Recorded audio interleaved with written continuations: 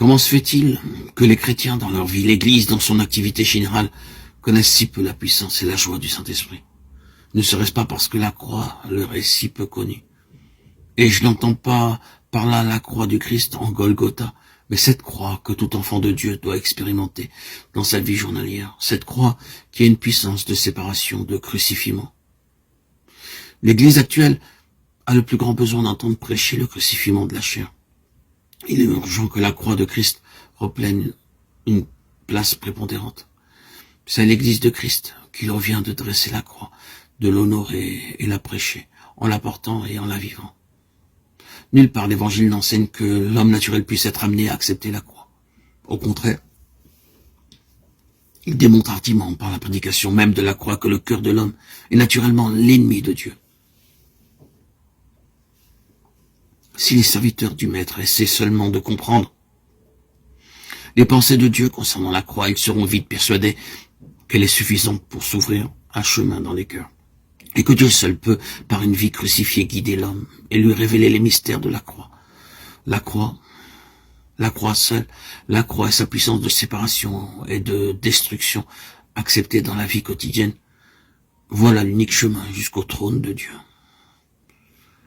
Tout enfant de Dieu a l'esprit du Dieu vivant demeurant en lui.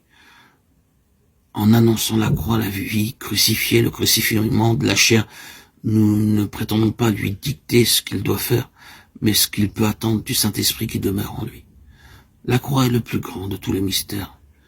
Il renferme tous les autres, et il est au centre de tous les autres.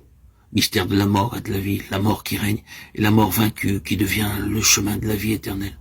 Le mystère de la rédemption. La croix d'infamie, devenant pour le pécheur la puissance victorieuse. La croix, c'est le jugement que Dieu prononce sur le péché. La chair et le monde doivent être crucifiés, mis à mort. Uni à Christ, j'accepte cette sentence de condamnation. Et avec le secours de la vie de Christ, je vis comme étant crucifié avec lui. C'est parce que Christ a souffert la croix, que sa puissance pour sauver nous a été révélée. Cet esprit de sacrifice et cette puissance salvatrice était en lui, à l'état de disposition, de principe de vie. Et maintenant qu'il est retourné au ciel, c'est encore de façon identique que s'exerce sa puissance de salut, un principe de vie déposé en ses rachetés et qui devient agissant par eux. La croix et l'esprit sont tous deux la puissance de Dieu, mais la croix est l'endroit secret où demeure cette puissance. C'est pourquoi elle est appelée faiblesse de Dieu et folie de Dieu. Car quel homme eût jamais songé à chercher la puissance dans la croix? Nous devons être rendus participants de tout ce que la croix et la mort de la croix impliquent. Notre vie manifeste si, oui ou non, nous sommes en communion avec la croix.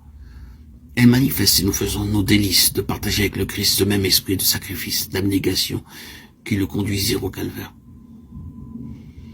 Il est facile d'amener les hommes à accepter une croix, toute extérieure, qui ne pénètre pas la vie et ne la transforme pas. Ce n'est pas là la croix de Christ.